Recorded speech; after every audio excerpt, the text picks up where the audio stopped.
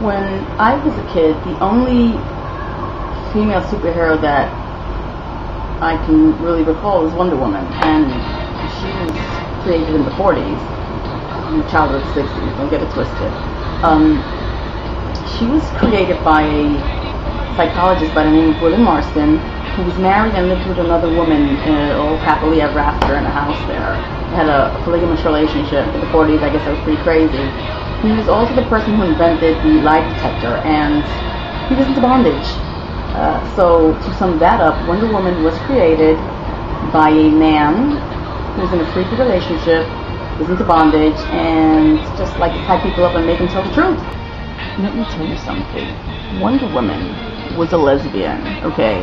She lived in an island full of women where she was raised. You know, when she goes back to the island, she enjoys wrestling with her sisters, you know, and she likes tying people up and making them confess, okay? The only reason that I wouldn't trust Wonder Woman is because she works for the government. And another thing, Wonder Woman was the only female member of the Justice League, and they were nice enough to let her be the secretary. Also in the 40s was another famous female character who was supposed to be a good guy, but all throughout the years I've always known her to be a bad guy. It was Catwoman. She was created first, 1940, and her original character was a prostitute by the name of Selina Kyle, and she shared an apartment with her pimp named Stan and an underage prostitute named Holly. How nice. One big happy family. Catwoman's pimp, Stan, was abusive, and one day he whipped her ass really bad. The cop, who I guess took care of that case, referred to a fighting instructor. Okay?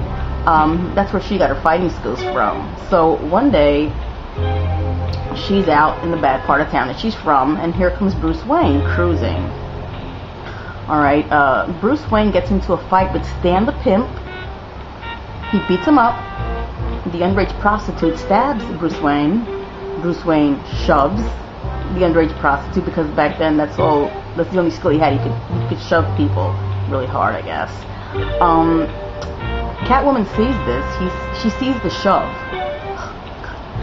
and proceeds to beat the shit out of Bruce Wayne.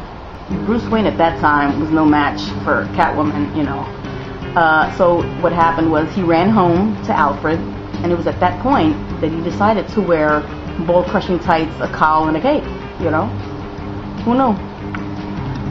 So to sum that up, Batman, or Bruce Wayne, became a manly man because he got beat up by a prostitute who is now known as Catwoman. You go, girl. And there's Aquagirl. She was, you know, she appeared in the late 60s. She kind of had a rough start. Both her parents died after she was born. She was adopted by some family from Atlantis. I guess that's pretty fancy stuff for those days. She was like a shut-in, a recluse. She never left the palace. That is, until she met Aqualad. Okay? Then she became Aquahor. As a matter of fact, on the issue where she first appears, it says, let me see, meet Aquagirl. She's wild, wet, and wacky. No wonder they killed her off 20 years later. If I were a superhero, I would definitely have to work in the whole lesbian thing, you know? I would, instead of boots, wear sensible shoes, okay? On occasion, I would break out the Birkenstocks. And I would have a utility fanny pack full of all kinds of helpful gadgets. All battery operated, of course. And I would definitely be weed friendly, okay? I can see it now. I'd be sitting there one night watching Logo TV, when all of a sudden, the green in my gay flag starts to glow, you know? I would run to the window, and there I would see it like a beacon in the night.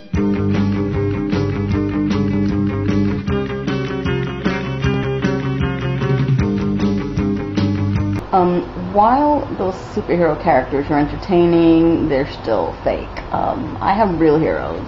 I really do admire strippers, women who take their clothes off in front of other people. It takes a lot of nerve to do that. and I admire them. For when they strip, I strip on the inside. I live vicariously through them. Thank you. You're awesome! Wonder Woman.